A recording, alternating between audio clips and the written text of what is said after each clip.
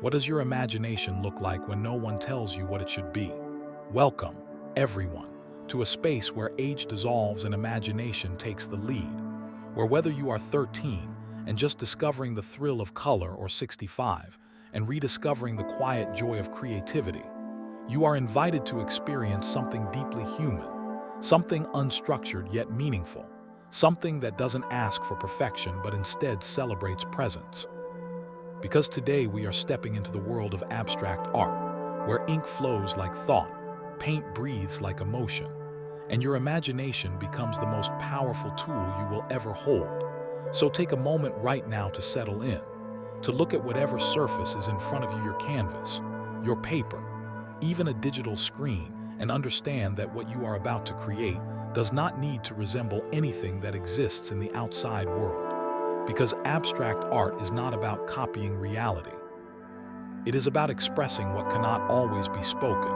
It is about translating feelings into form, turning movement into marks, and letting instinct guide your hand in a way that feels both freeing and a little unpredictable. And that unpredictability is not something to fear, but something to embrace. Because it is within those unexpected moments that the most interesting creations are born. So as we begin, imagine your ink as a voice, fluid and honest, ready to travel across the surface without hesitation. Let it drip, let it scatter, let it pool in places you did not initially plan. Because control is not the goal here, awareness is. And as you watch the ink move, notice how it responds to gravity, to pressure, to the subtle shifts in your hand. And recognize that you are in a dialogue with your materials, not commanding them but collaborating with them. And now introduce paint into this conversation, perhaps bold and vibrant or soft and muted. Whatever resonates with your current mood, and allow it to interact with the ink, to blend, to resist, to create textures that feel alive. Because abstract art thrives in these interactions, in the tension between intention and spontaneity. And as you layer these elements, think not in terms of mistakes but in terms of evolution.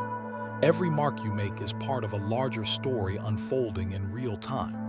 And that story does not need a clear beginning, middle, or end.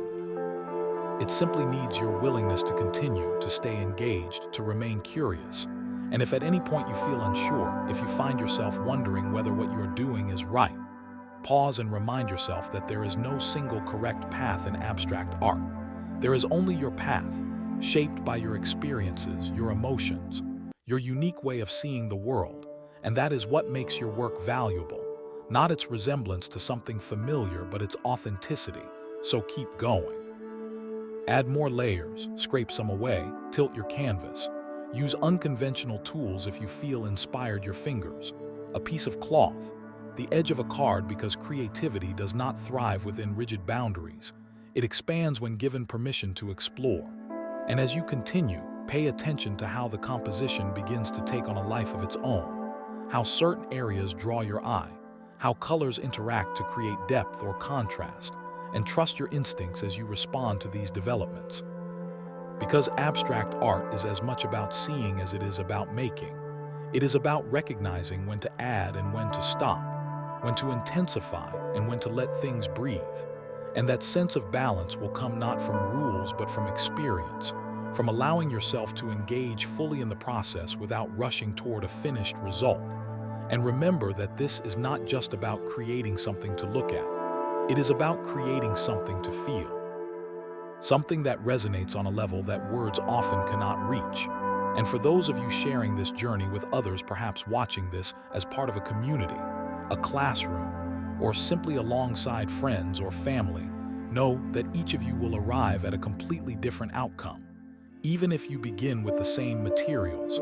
And that diversity is something to celebrate, because it reflects the richness of human perspective. And as you near what feels like a natural stopping point, take a step back, physically if you can, and observe what you have created, not with a critical eye but with a curious one.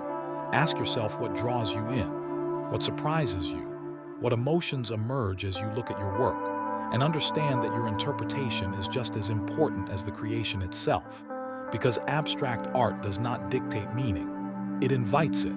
It opens a space for dialogue between the artwork and the viewer. and that viewer can be you, someone else, or many people over time, each bringing their own experiences and interpretations to what they see.